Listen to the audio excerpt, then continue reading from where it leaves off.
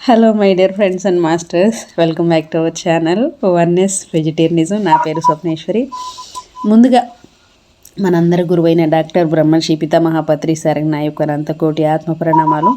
సత్యలోకవాసులకి, దివ్యలోకవాసులకి, మహాకరణలోకవాసులకి, నక్షత్రలోకవాసులకి, ఏంజల్స్కి, మహావతార్ బాబాజీకి, బుద్ధ భగవానుడికి, రామ్తా మాస్టర్కి, పరమాత్మైన సదానంద యోగి మహారాజ్కి, పరమ గురువులకి, పరమ గురుమండలందరికీ నా యొక్క అనంతకోటి ఆత్మ ప్రణామాలు. ఈ వర్తమాన క్షణంలో ఉన్న ఈశ్వ చైతన్యానికి, నా యొక్క స్వయానికి కూడా అనంతకోటి ఆత్మ ప్రణామాలు.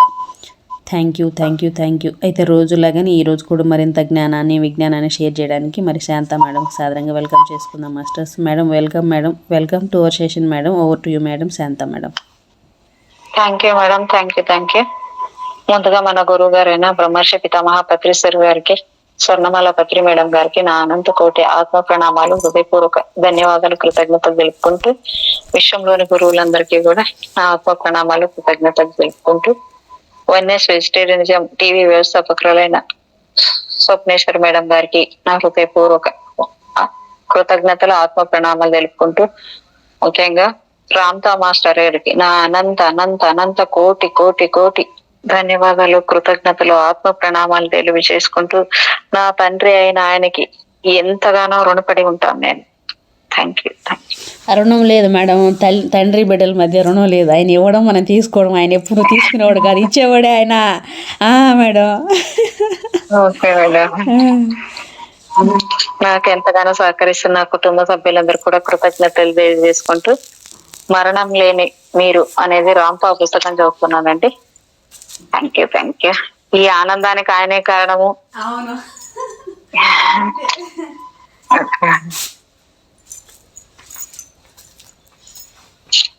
నిన్నటిది కొద్దిగా కొంచెం చెప్తున్నాను. పాత శ్మశానాల్లో అంటే ఇది ప్రాక్టీస్ గురించి ఇచ్చారు కదా మేడం, 3 రకాలుగా చాప్టర్. అది దాని గురించి కొంచెం 3వ పార్ట్ కొంచెం చెప్తున్నాను.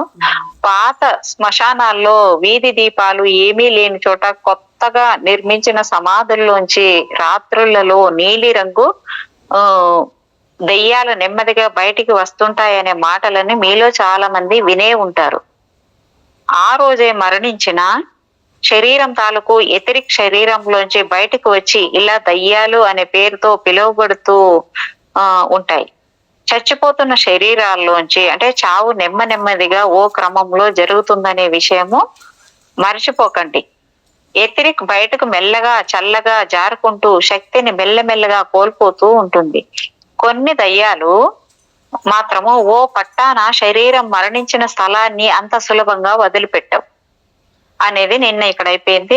నా 3rd చాప్టర్ అయిపోయింది. 4th చాప్టర్ లో ఆరా గురించి చెప్తున్నారు. శరీరాన్ని అదే ఆకారంలో ఆవరించి ఎతిరిక్ ఉంటుంది. శరీరాన్ని చుట్టూ ఎతిరిక్ ఆవరించి ఉన్నట్టే ఎతిరిక్ చుట్టూ ఆరా మానవ దేహాన్ని కొంత దూరం వరకు ఆవరించి ఉంటుంది. ఆరా కూడా ఎతిరిక్ లాగానే ఎలక్ట్రిక్ మ్యాగ్నెటిక్ శక్తితోనే ఏర్పడి ఉందని గ్రహించవచ్చు. దివ్యాత్మ అంటే ఓవర్ సెల్ఫ్ లోని రంగుల్ని ఆరా చూపిస్తుందని మనము చెప్పుకోవచ్చు. ఓ వ్యక్తి ఆరా రంగుల్ని గమనించి అతడు ఆధ్యాత్మికంగా పయనిస్తున్నాడా లేకపోతే ఓ పశువులాగా ప్రవర్తిస్తున్నాడా అని వెంటనే గుర్తించవచ్చు. అలాగే ఓ వ్యక్తి సంపూర్ణ ఆరోగ్యంతో ఉన్నాడా, అనారోగ్యంతో ఉన్నాడా, కాకపోతే మరే జబ్బుతోనైనా బాధపడుతున్నాడా అని సులభంగా గుర్తుపట్టవచ్చు. మన ప్రవృత్తి మొత్తము స్పష్టంగా మన ఆరాలో ప్రతిబింబిస్తూ ఉంటుంది. మన దివ్యాత్మని ప్రస్ఫుటంగా ఈ ఆరా చూపుతూ ఉంటుంది. దివ్యాత్మ అనే పదం కన్నా ఆత్మ అన్న పదం నచ్చితే దాన్ని ఉపయోగించుకోవచ్చు. అర్థం ఏమీ మారిపోదు. ఆత్మ అన్న దివ్యాత్మ అన్న ఒకటే అర్థం వస్తుందని మనం గ్రహించాలి. ఆరాలో ఆరోగ్యాన్ని, జబ్బుని గమనించవచ్చు.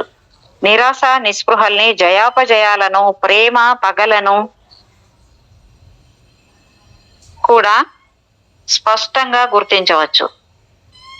మనలోని ప్రతి ఊహ, ప్రతి సంకల్పము మన ఆరాలోని రంగుల్లో స్పష్టంగా రూపుదిద్దుకొని ఉంటుంది.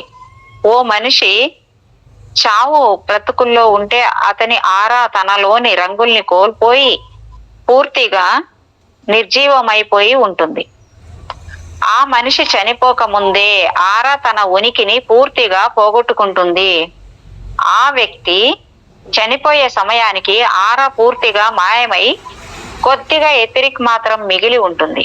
ఓ భయంకరమైన జబ్బుతో చాలా కాలం తీసుకొని మరణించాడని అనుకుందాం. అలాంటి వ్యక్తి ఆరా పూర్తిగా జీర్ణమైపోయి ఉంటుంది.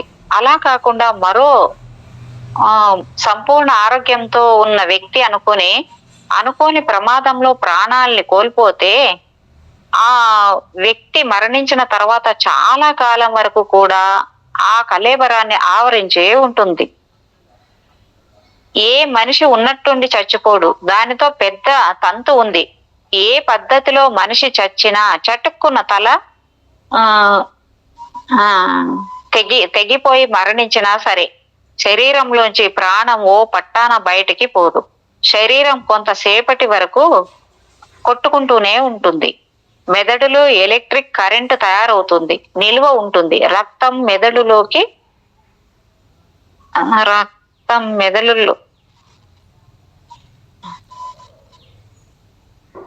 మెదడులోకి లోహాల అణువుల్ని, తగినంత తేమని, విద్యుత్ తయారయ్యేందుకు ఉపకరించే రసాయన పదార్థాలను చేరవేస్తూ ఉంటుంది. తయారైన విద్యుత్ మెదడు కణాలలో కొంత ఛార్జీ చేయబడి నిల్వ ఉంటుంది. ఓ మనిషి తలను నరికేసినా కూడా ఈ నిల్వ ఉన్న విద్యుత్తు ఆ తలలోని మెదడు 3 నుంచి 5 నిమిషాల వరకు పని చేస్తూ ఉండేలా చేస్తుంది. మెదడుకు అంటే రక్త ప్రసారము ఓ 3 నిమిషాల పాటు ఆగిపోతే ఆ వ్యక్తికి మరణం సంభవిస్తుందని అందువల్లనే ఓ వ్యక్తి గుండె కొట్టుకోవడం ఆగిపోతే దాన్ని మళ్ళీ పునరుజ్జీవింపజేయడానికి డాక్టర్లు పడే హైరాణ అంతా ఇంతా కాదు. ఎలాగైనా ఆ గుండెను 3 నిమిషాల్లో మళ్ళీ కొట్టుకునేలా చేయకపోతే తలకు వెళ్లే రక్త ప్రసరణ ఆగిపోయి మరణం సంభవిస్తుంది. చావు ఓ క్షణంలో జరిగే పని కాదు. అలానే ఆరా రంగులు తగ్గిపోయినంత మాత్రాన మనిషికి చావు రాదు. చావు చాలా నింపాదిగా సంభవిస్తుందని డాక్టర్లకు తలారులకు తెలుసు. శరీరంలో మొదట మెదడు మరణిస్తుంది. ఒక్కో అవయం తర్వాత వరుసగా చచ్చిపోతూ ఉంటుంది. చిట్ట చివరగా ప్రాణాల్ని వదిలేసి వెంట్రుకలు గోళ్ళు. శరీరానికి ప్రాణం వెంటనే పోదు. ఆరా ఆ కళేబరం దగ్గరే నెమ్మదిగా తచ్చాడుతూ ఉంటుంది. ఆ శవం ప్రక్కనే ఉన్న ఆరాను చూడగలిగిన శక్తి ఉన్న యోగి ఆ వ్యక్తి మరణానికి కారణం ఏమిటో వెంటనే తెలుసుకోగలడు. చనిపోయిన మనిషి ఆరా మయమైపోయినా ఎథరిక్ మాత్రం దయ్యం రూపంలో శరీరానికి దగ్గరలోనే తిరుగుతూ ఉంటుంది. మరణించిన వ్యక్తి ఆరోగ్యం బాగుండి అకస్మాత్తుగా దుర్మరణం పాలైతే ఇలాంటి దయ్యాలు తప్పక వెలుస్తాయి. ఏం చేతనంటే ఆ వ్యక్తిలోని బ్యాటరీలో శక్తి పూర్తిగా ఛార్జ్ అయి ఉంటుంది కాబట్టి. శక్తివంతమైన ఈ ఎథరిక్లు అయస్కాంత శక్తి వలన తాము పూర్వపు తిరుగాడిన ప్రదేశాల్లోనే తిరుగుతూ ఉంటాయి. భూత వైద్యులకు గాని, ఆరాలను చూడగలిగిన వ్యక్తులకు గాని భయంతోనో ఆతృతతోనో బాగా ఉద్రేకం చెంది అంటే తనలోని ప్రకంపనాలని తీవ్రతరం చేసుకుని ఉన్న వ్యక్తికి ఈ ఎథరిక్ శరీరాలు కనిపిస్తాయి. వాళ్ళు ఆ దెయ్యము ఏ మనిషి తాలూకుదో ఇట్టే గ్రహించగలిగి ఉంటారు. ఎథరిక్ కన్నా ఆరాలు సూక్ష్మమైనవి. స్థూల శరీరానికి ఎథరిక్ ఎంత సూక్ష్మంగా ఉంటుందో అదే విధంగా ఎథరిక్ శరీరాన్ని ఆవరించి ఉన్న ఆరా అంతకన్నా సూక్ష్మంగా ఉంటుంది. ఎథరిక్ శరీరాకృతిని యథాతథంగా ప్రతిబింబిస్తూ ఉంటుంది. కానీ ఆరా మాత్రం శరీరం చుట్టూ ఓ కోడిగుడ్డు ఆకారంలో విస్తరించి ఉంటుంది. ఈ ఆరా సుమారు 7 అడుగులు ఎత్తు, 4 అడుగుల వైశాల్యము, అంటే బాగా వెడల్పుగా ఉన్న చోట 4 అడుగుల వైశాల్యము కలిగి శిరస్సు ఉన్న చోట లావుగాను, కాళ్ళ వద్దకి వచ్చేసరికి కోడిగురుడ్డులో సన్నని భాగాన్ని పోలి సన్నగాను ఉంటుంది. శరీరంలోని అనేక ప్రదేశాల నుంచి మిరుమిట్లు గొలిపే రంగులో కాంతి మరికొన్ని ప్రదేశాలకు ప్రవహిస్తూ ఉంటుంది. మానవుడు జీవించి ఉండటానికి అత్యంత కీలకమైన శక్తిని ఈ ఆరాలు కలిగి ఉన్నాయి. అలాగే రెండు మామూలు గాజు పలకల మధ్య పల్చటి రంగు డై పూతని ఏర్పాటు చేసి ఆ అద్దాల పలకలోంచి ఒక 3 నిమిషాలు అంటే బ్రెయిన్కి రక్త ప్రసరణ జరగకపోతే ఆగిపోతుంది అనేది అది వైద్య పరిభాష మేడం. అది వైద్య పరిభాషలో అది వాళ్ళకి సైంటిఫిక్గా అది కరెక్ట్. కానీ ఆధ్యాత్మికంగా వస్తే దీనికి ఆపోజిట్ ఉంటుంది అనమాట. 3 నిమిషాలు కాదు 10 నిమిషాలు కూడా ఇంకా ఎక్కువ కూడా ఆపేస్తారు. ఎవరు మన హిమాలయ యోగులు కావచ్చు, మన యోగులు ఆపేస్తారు. మరి వాళ్ళ కూడా మెదడు ఉంది కదా, వాళ్ళ పరిస్థితి ఏంటి? కానీ సైన్స్కు మించి జ్ఞానం ఉంది మేడం. సైన్స్ కన్నా మించి సత్యము జ్ఞానం ఉంది. అది ఇది స్పిరిచువల్ మేడం. సైన్స్ ఏంటుంది మేడం? అసలు దీని ముందర అన్ని అసలు ఈ జ్ఞానం చాలా గొప్పది మేడం. అసలు అదే సైన్స్ దాటి అతీతంగా ఉంటుంది అనమాట ఈ స్పిరిచువల్ సత్యము. స్పిరిచువల్ సైన్స్ అనేది సైన్స్కి స్పిరిచువల్ సైన్స్కి ఎప్పుడు ఈస్ట్ అంటే వెస్ట్ నార్త్ లాగా, సౌత్ నార్త్ లాగా ఉంటుంది అనమాట. దానికి అది ఊహకందదు. ఊహకందందే మరి మన ఆధ్యాత్మికతలో తెలుసుకోగలుగుతాం కదా మేడం. మనము ఇప్పుడు ధ్యానంలో కూర్చుంటే మనం ఆ స్థితిలోకి వెళ్తే ఎన్నెన్నో జ్ఞానాలు ఎక్కడి నుంచి వస్తాయి మేడం? సైన్స్ కి ఇవన్నీ ఎక్కడ తెలుస్తాయి మేడం? అదే కదా.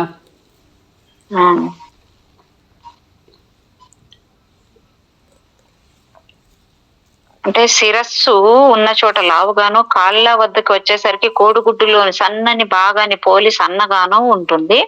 శరీరంలోని అనేక ప్రదేశాల నుంచి మిరమిట్లు కొలిపే రంగులో కాంతి మరి కొన్ని ప్రదేశాలకు ప్రవహిస్తూ ఉంటుంది. మానవుడు జీవించి ఉండటానికి అత్యంత కీలకమైన శక్తిని ఈ ఆరాలు కలిగి ఉన్నాయి. అలాగే రెండు మామూలు గాజు పత్రి సార్ జీవితం మలుపు తిరిగింది ఇదే కారణం బుక్ అంటాడు సార్ కదా. అవును. మొదటి గురువు కూడా ఈయన్నే తీసుకున్నారు మేడం ఆయన. అవును. మామూలు గాజు పలకల మధ్య పల్చటి రంగు డై పూతని ఏర్పాటు చేసి ఆ అద్దాల పలకలోంచి చూస్తే ఎదురుగా ఉన్న మనిషి ఆరాలు స్పష్టంగా చూడవచ్చునని తెలుసుకోండి. ఈ ఆరాలు మనకి కనిపించకుండా ఉన్నందుకు ముఖ్య కారణం అలాంటి శక్తి కళ్ళకు ఉందని మనము విశ్వసించకపోవడమే. నిజంగా కదా మేడం, మనకి కళ్ళకు ఉంటది కానీ మనం దాన్ని పట్టించుకోలేక దాన్ని నిద్రపుచ్చామేమో అనిపిస్తుంది. అవును. మన ఆరాలో అనేక రంగులు ఉంటాయని మనం తెలుసుకున్నాం. మనం రంగులు అని చెప్తున్నది వర్ణమాలలోని ఓ ప్రత్యేక తరంగ సామర్థ్యం ఉన్న ఓ అంశమేనని మనము గుర్తు పెట్టుకోవాలి. ఎరుపు అన్నామంటే వర్ణమాలలో సులభంగా గోచరమయ్యే ఓ ప్రత్యేక తరంగమని అనుకోవచ్చు. ఎరుపు వేరువేరు తరంగ సామర్థ్యాలు 7 ఒక్కటిగా ఏర్పడి వర్ణమాల అంటే తెలుపు రంగు ఏర్పడుతుంది. తెల్లటి రంగే ఇంద్రధనస్సు ఏర్పడినప్పుడు ఈ వర్ణమాల రూపంలో స్పష్టంగా విభజింపబడి 7 రంగులుగా విచ్ఛేదం చెంది కాదు మేడం. దీంట్లో ఏ రంగుకి ఏ విశిష్టత ఏంటి, ఆ రంగుకి అర్థం ఏంటి, ఆ రంగు ఎవరికి ఏ రంగు ఉంటే ఎలా ఉంటుంది అని కూడా దీంట్లో ఉంటాయి. అన్నీ ఉంటాయి దీంట్లో. అవును మేడం, మొత్తం ఉందిన్నట్టుంది. ఇందులో జ్ఞానం మాత్రం చాలా బాగుంది తెలుసుకోవడానికి కూడా అనిపిస్తుంది. ఇప్పుడు పొద్దున్న మన గ్రూప్ లో జాయిన్ అవుతాడు కదా ఆయన, ఆ ఓం నమ శివాయ అని చెప్తాడు కదా. ఆయన మొన్న నన్ను చూసి అడిగిపోతే వైట్ కలర్లో ఓం ఉందంట. ఓం కనపడుతుంది మేడం వైట్ కలర్లో, మీ లోపల ఓం కనపడుతుంది, చాలా వైట్ ఉంది, ఓం కనపడుతుంది అన్నాడు. ఆయనకి అదే కుండలిని యాక్టివేషన్ అదే చెప్తారు, మధ్యలో ఇరకపోకూడదు. మధ్యలో ఇరకపోయింది ఆయనకి కుండలిని. మరి ఏంటి మేడం ఆయన ఎప్పుడు మంత్రాలు చెప్పుకుంటున్నాడు ఇంత స్థితిలో ఉండి? అదే మేడం, అదే చెప్తారు చూడండి, సరైన మార్గంలో పోకపోతే అట్లే ఉంటుంది. ఆయనకి గురువు కాదు కదా, ఆయనకి తెలిసింది అది ఇది అది ఇది అన్నీ చూడు అన్నీ కలిపి మిక్సీలు వేసి కొడుతున్నాడు చూడు ఆయన. ఆయనది తెలీదు. మన యోగ నిద్ర చేస్తాడు, ధ్యానం అన్నీ చేస్తాడు. కానీ అది దాన్ని మనం ఇది మేడం వాళ్ళు ఇది వాళ్ళు మనం నో జడ్జ్మెంట్ అనమాట. అంటే మేడం ఆయన జడ్మెంట్ కాదు. ఇప్పుడు శంకరాచార్యులు వీళ్ళు కూడా ఇదే కరెక్ట్ అని దాంట్లోనే వెళ్ళిపోయారు కదా మేడం, అంత స్థితిలో ఉన్నా కూడా. అవును మేడం, ఎందుకంటే అది తప్పని కాదు, ఇది రైట్ అని. అలాంటి వాళ్ళకి అది కావాలి కదా, అర్థమైంది. ఇప్పుడు శంకరాచార్యులు అంటే మామూలు వ్యక్తి కాదు కదా మేడం, అంత ఆయన. అయితే మీకు ఆయన చూపించింది బయటకు చెప్పింది ఒకటి, ఆంతర్యం ఇంక వేరే ఉంటుంది మేడం. ఆది శంకరాచార్యుల్ని మనం చూసిందే కరెక్ట్ అని నమ్మడానికి లేదు, అది మనకు తెలియదు. అది పత్రి సార్ చెప్తాడు, పత్రి సార్ తెలుసు ఆ విషయం. ఆది శంకరాచార్యులు ఆయన ఏం చూపించారు, ఏం చేశారు, కానీ ఆయన లోపల ఉన్న తత్వం వేరు, బయటకు వ్యక్తపరిచింది వేరు. అయితే అప్పటికి అది మేడం ఆ కాలమాన పరిస్థితులకి ఆయన చెప్పింది అది. అప్పుడు ఇది చెప్పడానికి లేదు, అప్పుడు అర్థమవుతుంది కదా మేడం. ఓకే ఓకే ఓకే అవును, అర్థం చేసుకోవడానికి అప్పుడు ఇంకా మనకి అంత లేదనమాట. అంటే ఆయన అప్పుడు చెప్పితే ఆ తత్వాన్ని అర్థం చేసుకునే స్థితిలో మనం ఉండిండకపోవచ్చు. అంటే అప్పుడు ఆయనకు తెలియక కాదు, ఆయన చెప్పొద్దని కాదు, ఆ స్థితి అప్పుడు ఆ కాలానికి అది, ఇప్పుడు ఈ కాలానికి ఇది. అంటే అప్పట్లో ఆయన ఉన్నాడు, ఇప్పట్లో ఉన్నాడు, అర్థమైంది. ఇప్పుడే ఎందుకు వచ్చిందంటే ఇప్పుడు దాకా వచ్చిండొచ్చు కదా, అంటే ఇది పత్రిసారి యుగం, అర్థమైంది కదా మేడం. క్రీస్తు పూర్వం అంటారు కదా, అట్లా పత్రిసారు భూమి మీదకి ఇది ఒక కారణ జన్మ. పత్రిసారు భూమి మీదకి వచ్చి ఇప్పుడు పత్రిసారు మరి ఇంక 100 ఏళ్ళ తర్వాత చెప్పొచ్చు కదా, మళ్ళీ ఇప్పుడు పత్రిసారితో అవసరం లేదు ఎవరికి, అర్థమైంది కదా. ఇంతకు ముందు చెప్పుండొచ్చు, ఆయన వచ్చిన పని ఆయన ముగిచ్చి వెళ్ళిపోయారు, అంతే. ముగిచ్చాడు మేడం, ముగిచ్చింది కూడా ప్రతి ఒక్కళ్ళు. దీనికి ముందు పత్రిసారి వచ్చిండొచ్చు కదా, దీనికి ముందు పత్రిసారి వచ్చుంటే అందరూ ఇప్పటికే ఎట్టెట్న ఉండింది, రాళ్ళిచ్చి కొట్టుంటారు, అర్థమవుతుందా. అది ఎందుకు అనొచ్చు మీరు, ఈ కాలానికి ఈ సత్యం రావాలి, అది ఎవరు పత్రిసారి ద్వారా రావాలా. దానికి ముందు ఎవరు రావాలి, ఆది శంకరాచార్యులు రావాలి, దానికి ముందు స్వామి వివేకానంద. ఇట్లా ఒక్కొక్కప్పుడు ఒక్కొక్కరు ఒక్కొక్కటి చెప్పాలా. అందరూ ఒకేసారి వచ్చి ఇది అప్పుడు ఉండాలని లేదు, అప్పుడు ఉండేది ఇప్పుడు చెప్పాలని కూడా లేదు, అర్థమవుతుంది కదా మేడం. నిజమే మేడం, నిజమే. ఎవరి టైం వచ్చినప్పుడు వాళ్ళు చెప్పాల్సిందే. జ్ఞానము అనంతం మేడం. ఇప్పుడు చెప్పి మనం తెలుసుకునే జ్ఞానమే మనం చెప్పేదే. ఇంకొక 10 ఏళ్ళు పోతే మనకు ఇది అవసరం లేదు ఎవరికి, ఇంక రాబోయే వాళ్ళకి, అర్థమవుతుంది కదా. మనం ఏమనుకుంటాం, రాబోయే వాళ్ళని ఉద్ధరిస్తాం కదా, ఆల్రెడీ పైనుంచి దేవుళ్ళ కిందికి దిగి వస్తున్నారు, వాళ్ళ మన దగ్గర నేర్చుకోవాల్సిన కర్మ వాళ్ళకి లేదు, అర్థమవుతుంది కదా మేడం. ఈ కాలానికి ఈ కాలమాన పరిస్థితికి ఇది సత్యము, ఇది కావాలి. మళ్ళీ చూద్దాం అంటే మళ్ళీ ఇదే అవసరం లేదు, అర్థమవుతుంది కదా మేడం. మళ్ళీ వేరే ఉంటుంది దానికి. అప్పుడు వాళ్ళు దాన్ని అది నేర్చుకుంటారు, అది ఎదుగుతారు. అది జ్ఞానం అర్థం చేసుకునేదానికి 365 degreesలో అర్థం చేసుకున్నా కూడా సరిపోదు మేడం జ్ఞానం. ఇది ఇలాగే ఎందుకు ఉండాలి, అలా ఎందుకు ఉండదనడానికి లేదు, ఎలా అయినా ఉంటుంది, ఎటు తిరిగి రైట్ అవుతుంది. కానీ మనకు అర్థం చేసుకునే అంత ఇది ఉండాలి, అంత జ్ఞానం ఉండాలి, అంత క్యాపబిలిటీ ఉండాలి మనకు, అంతే. జ్ఞానం ఎటు తిరిగితే అటు ఉంటుంది, ఎటు పక్క నుంచి చూసినా జ్ఞానమే ఉంటుంది. కానీ మనకు ఆ దృష్టి ఉండాలి చూడడానికి, అంతే. చూడు మా బిన్నుగాడు చూడు ఏం పని చేస్తున్నాడు, పర్రా పెరుగుతున్నాడు ఎదవా. ఓహో వాడదేనా సౌండ్?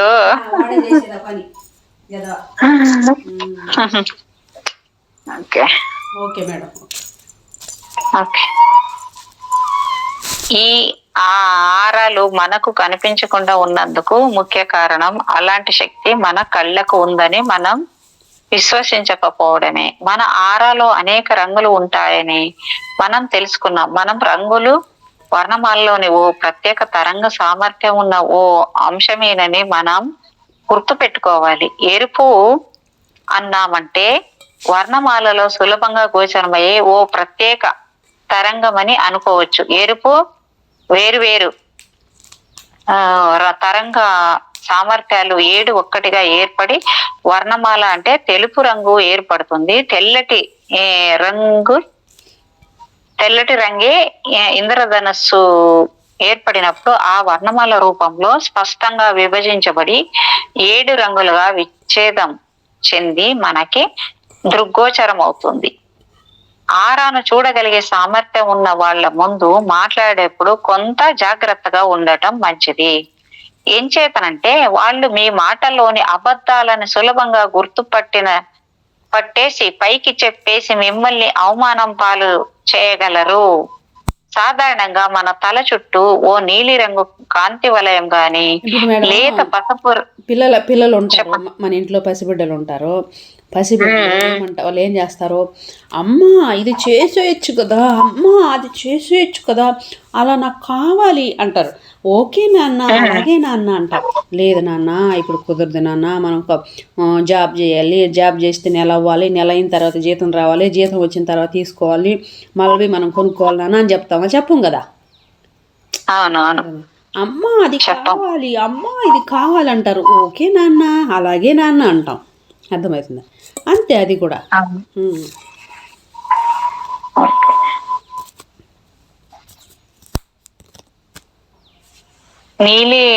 నీలి రంగు కాంతి వలయం కానీ లేత పసుపు రంగు వలయం కానీ ఉంటుంది. మనం ఒక అబద్ధాన్ని ఉచ్చరించగానే ఓ పసుపు ఆకుపచ్చ కాంతి కిరణం ఓ హేలోలో విజృంభించి కనిపిస్తుంది. ఈ రంగుని మాటల్లో వర్ణించడం కష్టమే, కానీ ఒక్కసారి ఈ రంగుని చూడగలిగారంటే మరి జన్మలో ఆ రంగుని మర్చిపోరు.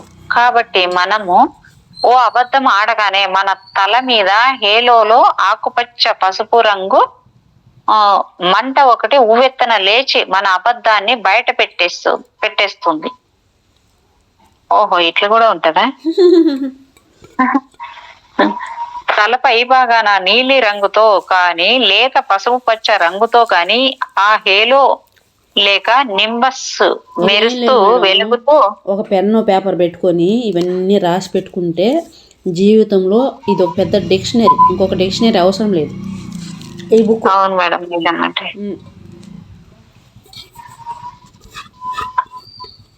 హేలో లేక నింబస్ మెరుస్తూ వెలుగుతూ ఉంటుందంట.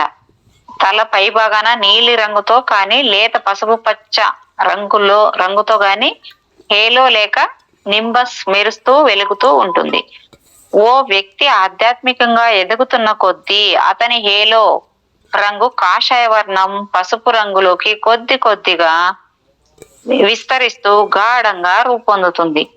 ఓ మనిషికి వికారమైన ఆలోచనలు చుట్టుముట్టి ఉంటే ఆ హేలోలో రంగు బురద మట్టి రంగులోకి దిగిపోయి దాని అంచుల్లో ఆకు పసుపు రంగుల్లో పిచ్చి ఆలోచనలు ఈ బురద రంగుని ఆవరించి కనపడతాయి.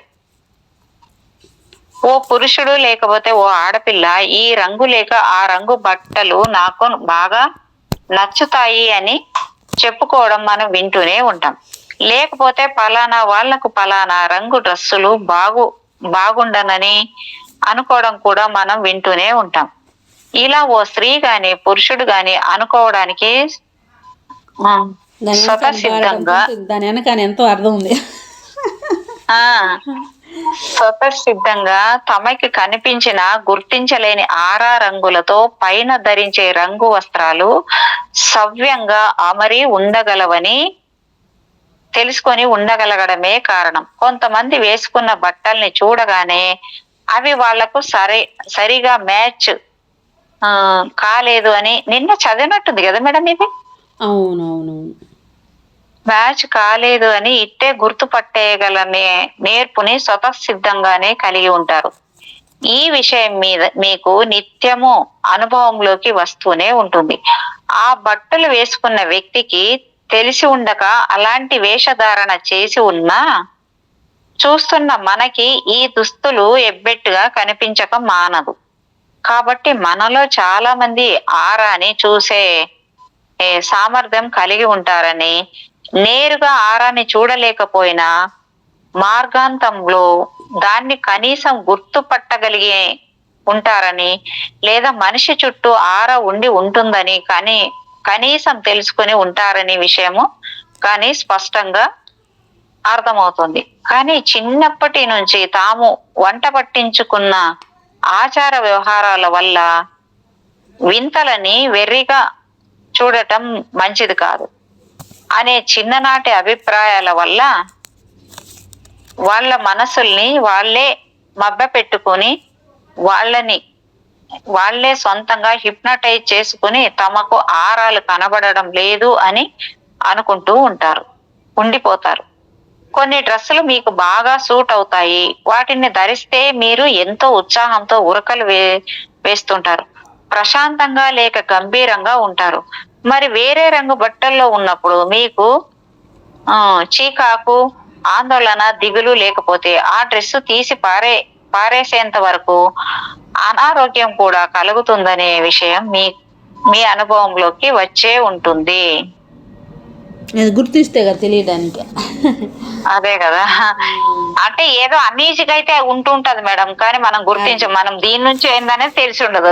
అది అదే మనం ఏమనుకుంటాం, దిష్టి తగిలింది, తలనొప్పి వచ్చింది అట్లా. అవును అవును అవును. ఓ గదిలోకి మీరు వెళ్ళగానే ఆ రూము గోడలకి వేసి ఉన్న రంగును గమనించినప్పుడు కొన్నిసార్లు మీ మనసుకి ప్రశాంతత చేకూరినట్లు అనిపిస్తూ ఉంటుంది. మరికొన్ని గదుల్లోని రంగులు గమనించినప్పుడు మీకు ఉద్రేకానికి లేదా అశాంతికి గురి కావచ్చు. రకరకాల ప్రకంపనాలకి ఒక్కో రంగు పేరు మనము పెట్టుకొని ఉన్నామన్న సత్యాన్ని గుర్తించండి.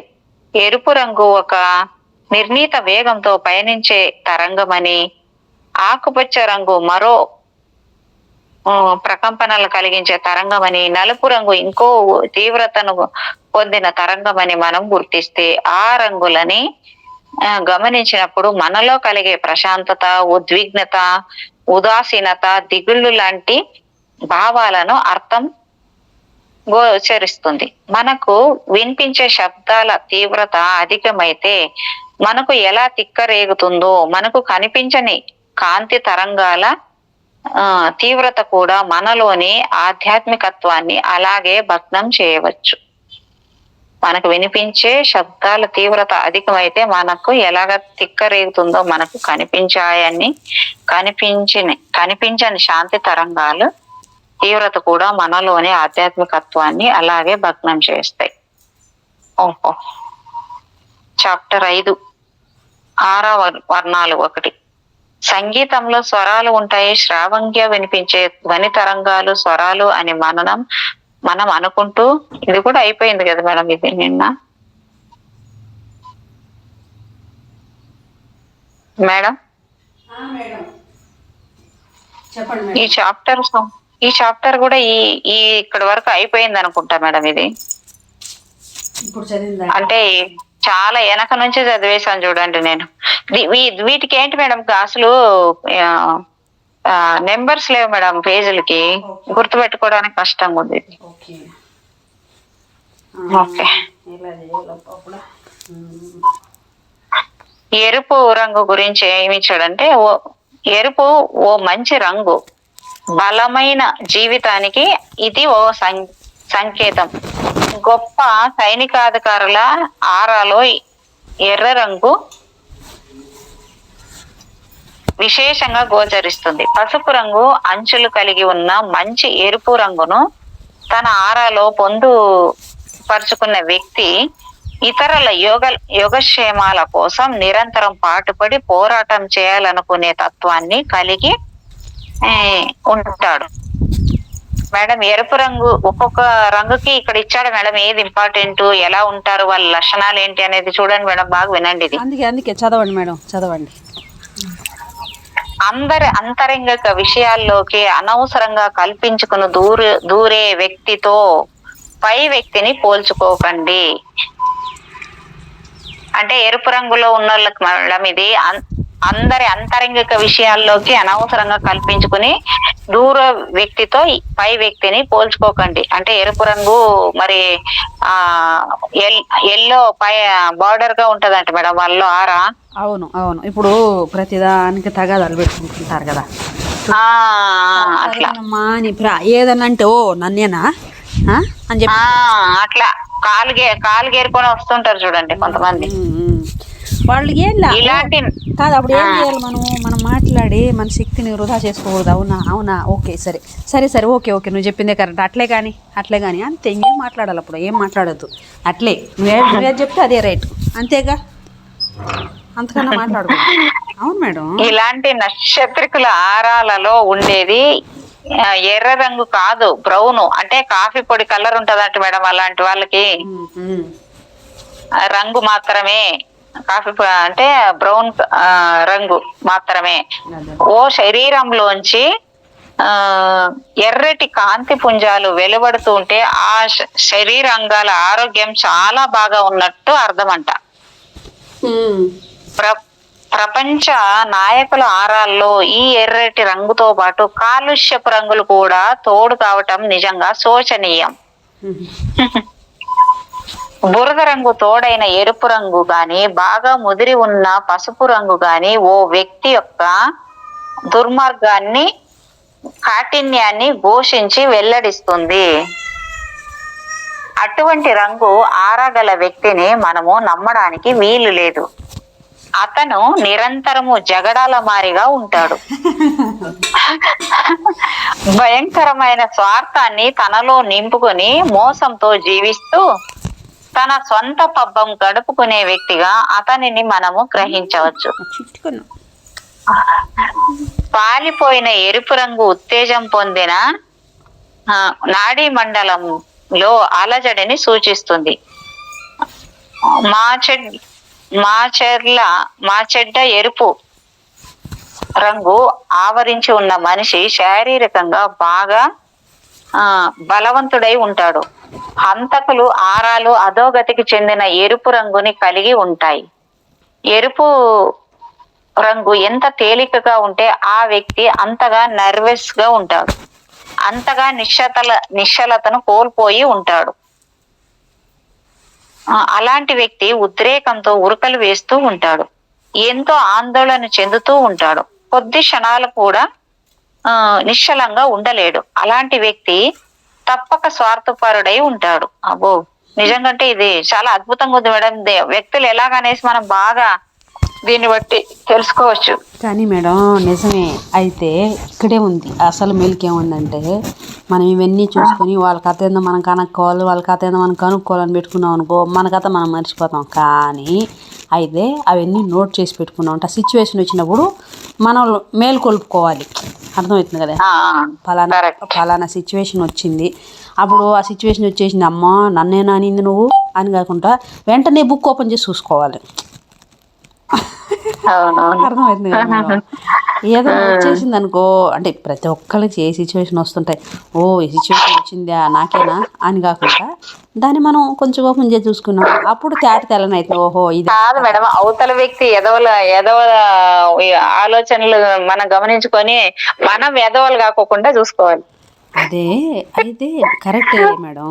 మనం ఇక్కడ ఇంకొకటి ఉంది, అది వాళ్ళని చూసి ఎదవలు కాకుండా కాదు, వాళ్ళు అలా ఉన్నారు అని మనం వాళ్ళపైన టైం పెట్టి చూసి అందుకనే పర్టికులర్గా తెలిసి కుతూహలంతో కాకుండా దాన్ని చూసి ఓహో ఇలాగానే, ఆహా ఓకే నాయనా నీదిదా, సరే ఓకే పత్రి సార్ అలా కదా, మళ్ళీ అందరినీ యాక్సెప్ట్ చేయాలి మేడం. అర్థమవుతుందా?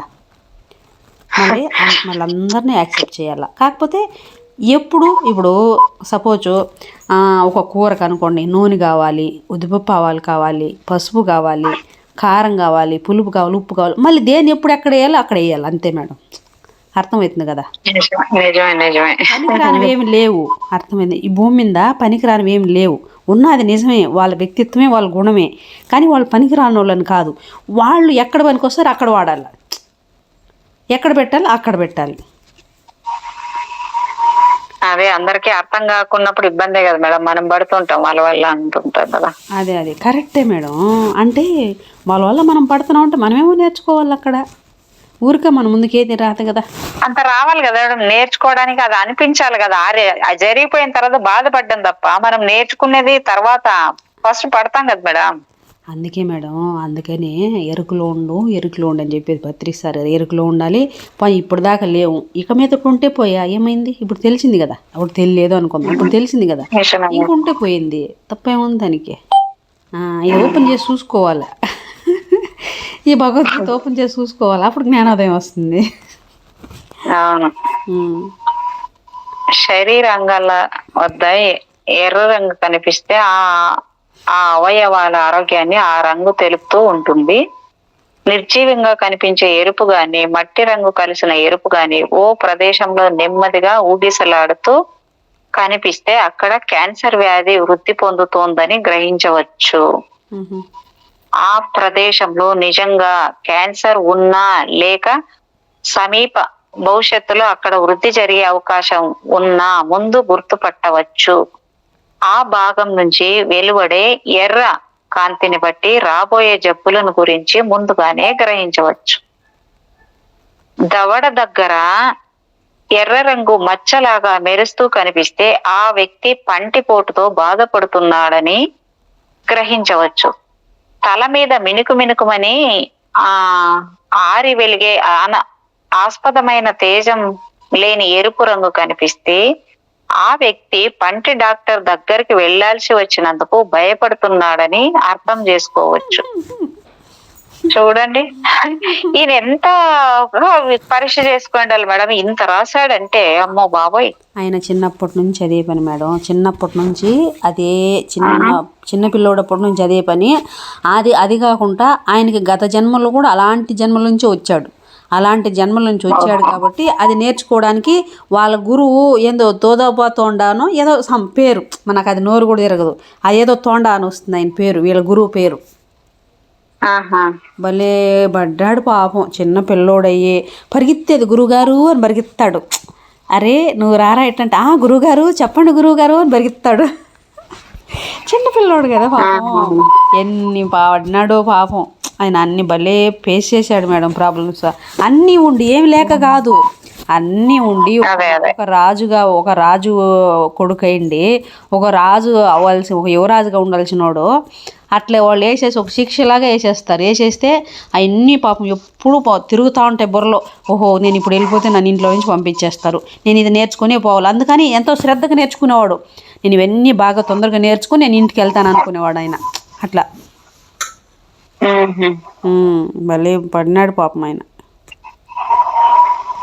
ఆత్మవిశ్వాసం అతిగా కలవారి ఆరాల్లో స్కార్లెట్ ఎరుపు అంటే సింధూరం కలరు కనిపిస్తుందంట.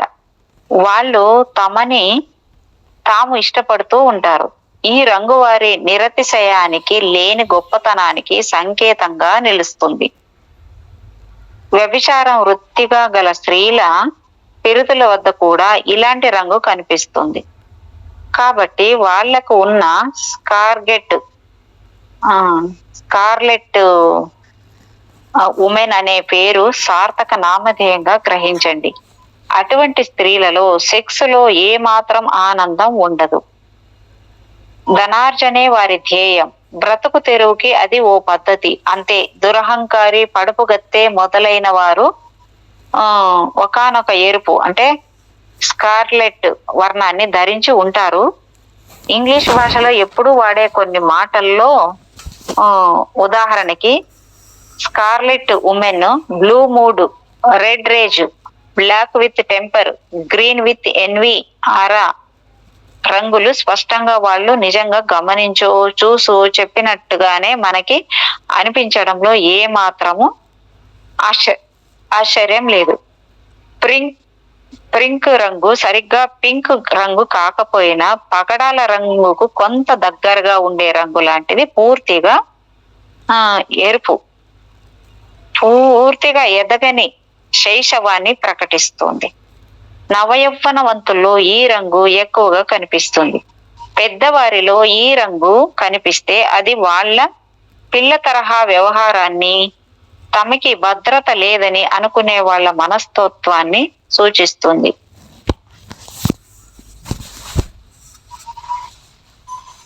ఇదేందో పింక్ రంగు సరిగ్గా పింక్ రంగు కాకపోయినా పగడాల రంగుకు కొంత దగ్గరగా ఉండే రంగు లాంటిది. పూర్తిగా ఎదగని శైశవాన్ని ప్రకటిస్తుంది. వంతుల్లో ఈ రంగు ఎక్కువగా కనిపిస్తుంది.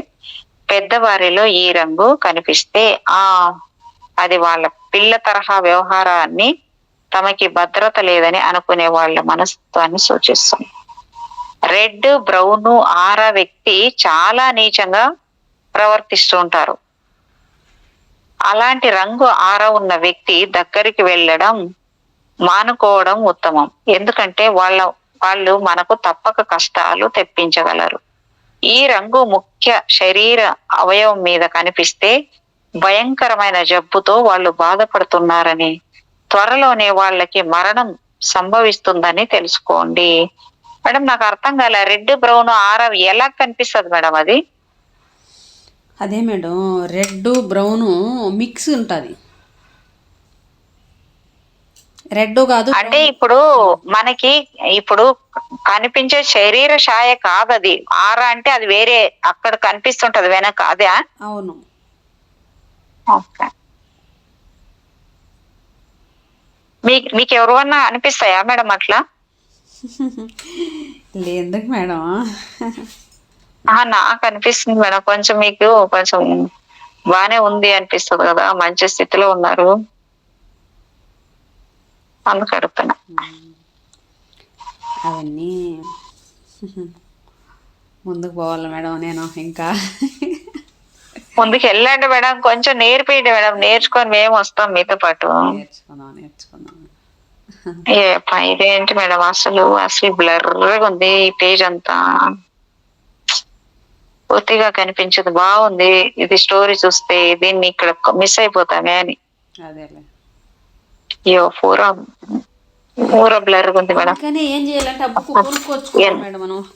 ఎంత జూమ్ చేసినా కూడా రావట్లేదు మేడం ఇది.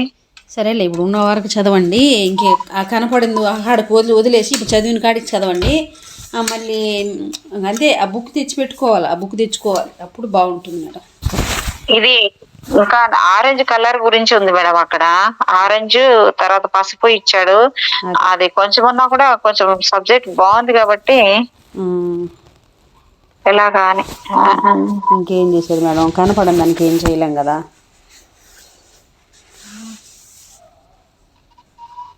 ఏమో ఒక్కోసారి రెండు సార్లు తీసింటాను మేడం, ఎక్కడ కనపడకపోతే. అట్లా లేదు మేడం, ఇక్కడ తెలియలేదు నాకు. ఇట్లా బ్లర్గా ఉందంటే ఇంకోసారి చూసేదాన్ని, ఆ రోజు నేను చూసుకోలేదేమో. ఎలా మేడం మరి, రేపు చదువునా? ఇది ఈ పేజ్ ఒకటి రేపు చదువునా? సరే అట్లే మేడం. ఆకుపచ్చ గురించి చెప్తాను ఇప్పుడు, రేపు అది మళ్ళీ తీసుకొని రేపు చెప్తాను. ఆకుపచ్చ రంగు రోగ ఉపశమనానికి, విద్యా బోధనకు ప్రతీక. భౌతికంగా ఎదుగుదలను కూడా ఆకుపచ్చ రంగు ప్రకటిస్తుంది. గొప్ప వైద్యులు, శాస్త్ర నిపుణులు తమ ఆరాల నిండా ఆకుపచ్చ రంగుని నింపుకొని కనిపిస్తారు. వాళ్ళ ఆరాల్లో ఎరుపు రంగు కూడా అమితంగా కనిపిస్తుంది. ఒక కుతూహలాన్ని రేకెత్తించే విషయము ఏమంటే, ఆకుపచ్చ, ఎరుపు రంగులు ఆరాలో పరస్పరం స్నేహంగా కనిపిస్తూ ఒకదానితో మరొకటి సులువుగా కలిసిపోతూ ఉంటాయి. వాటి రెండింటిలో చక్కటి పొంతన కుదురుతుంది. మామూలుగా వస్తువుల్లో ఈ రెండు రంగులు ఎబ్బెట్టుగా కనిపించవచ్చు, కానీ ఆరాలో మాత్రం ఈ రంగులు చూసే వాళ్ళకి సంతోషాన్ని కలిగిస్తాయి. తగినంత ఎరుపు, ఆకుపచ్చ రంగుతో కలిసి ఉన్న శస్త్ర నిపుణులు చాలా చురుకుగా ఉంటారు. తమ విధిని చక్కగా అనుష్ఠించగలిగి ఉంటారు. ఎరుపు రంగు లేకుండా ఉట్టి ఆకుపచ్చ రంగునే తమ ఆరాల్లో కలిగిన వైద్యులు తమ వృత్తిలో అత్యున్నత స్థానాన్ని పొంది ఉంటారు. లేక ఆ రంగు కళ నర్సులు మానవ సేవ తత్పరతను తమ జీవితాశయంగా కలిగి ఉండడమే కాకుండా అంతులేని ప్రేమ ఉద్దల్ని కలిగి ఉంటారు. ఆ ఒక ప్రత్యేక నీలి వర్ణంతో జత కలిసిన ఆకుపచ్చ రంగు చక్కటి విద్యాబోధన పటిమను ప్రతిబింబిస్తుంది. కొందరు విద్యావేత్తల ఆరాల్లో ఆకుపచ్చ రంగు పట్టిలు, నీలిరంగు సుళ్ళు కనిపిస్తూ ఉంటాయి. విద్యుత్ కాంతి నీలిరంగు నీలి ఆకుపచ్చ రేఖల మధ్యలో పసుపచ్చ రంగులో ప్రదర్శిస్తూ ఉన్న ఈ ఆరాలు ఉన్న ఉపాధ్యాయులు తమ శిష్యుల మీద అపారమైన వాత్సల్యాన్ని, కరుణను కలిగి ఉండటమే కాకుండా అత్యున్నతమైన ఆధ్యాత్మిక విషయాలను నిశితంగా నిస్పష్టంగా శిష్యులకు నేర్పగలిగే నైపుణ్యాన్ని కలిగి ఉంటారు. మానవుల ఇతర జీవుల ఆరోగ్యం గురించి శ్రద్ధ వహించే వ్యక్తుల ఆరాల్లో ఆకుపచ్చ రంగు విశేషంగా ద్యోతకమవుతుంది. గొప్ప డాక్టర్లు, గొప్ప నర్సులు, గొప్ప ఆ సర్జన్లు కాకపోయినా ఏ వ్యక్తులైనా మనసులో జంతువుల ఆరోగ్యాన్ని గురించి వాళ్ళు ఏ పని అయినా చేస్తున్నట్టయితే వాళ్ళు ఆరాల్లో కొద్దో గొప్ప అనుకున్నట్లు రంగు తప్పక చోటు చేసుకొని ఉంటుంది. ఆరోగ్య శాఖను ప్రకటించే బిళ్ళ అంటే టాబ్లెట్ల లోని ఆరాల్లో ఈ రంగు స్పష్టంగా గోచరిస్తూ ఉంటుంది. ఆకుపచ్చ రంగు సాధారణంగా మరో గాఢ వర్ణాన్ని ఆశ్రయించి ఉంటుంది. ఆకుపచ్చ రంగు ఆరాల్లో ఉన్న వ్యక్తులు స్నేహశీలురుగాను, సానుభూతి పరులుగాను, హితులుగాను ఉంటారు. కానీ పసుపు రంగులో కూడిన ఆకుపచ్చ రంగు ఆరాలు గల వ్యక్తులను నమ్మడానికి వీలు లేదు. వికారాన్ని సూచించే పసుపు రంగు గాని, వికారంగా కనిపించే ఆకుపచ్చ గాని ఎంతో అధికంగా ఆరాలో కనిపిస్తే అంత గాఢంగాను వారు మోసగాళ్ళని గ్రహించగలం. తీయటి మాటలతో నమ్మించి మోసాలు చేసి డబ్బులను సంపాదించే వాళ్ళకి నిమ్మ ఆకుపచ్చ రంగు, పసుపు రంగు మిశ్రమం ఉన్న ఆరా నుండి ఉండి తీరుతుంది. ఆకుపచ్చ రంగు క్రమేపీ ఆకాశం నీలం రంగు గాని, విద్యుత్ నీలం రంగు గాని కలిగి ఉంటే అలాంటి వ్యక్తుల్ని సంపూర్ణంగా నమ్మవచ్చు. మేడం 1:30 అయింది మేడం. ఇంక ఈ రోజు చాలా చేసుకుంటాం మేడం. అట్లే madam. Okay madam. Okay, thank you. రేపు నీలి రంగు నుంచి 5వది ఇది గుర్తుపెట్టుకోండి మేడం. నీలి రంగు 5వది. Okay madam. ఇంకో పేజ్ వెనక్కి పోలా, 3వది కూడా చెప్పాలి రేపు. 4వది చెప్తున్నాను. అలాగే. Thank you madam. Thank you so much madam. మీకు నా యొక్క హృదయపూర్వక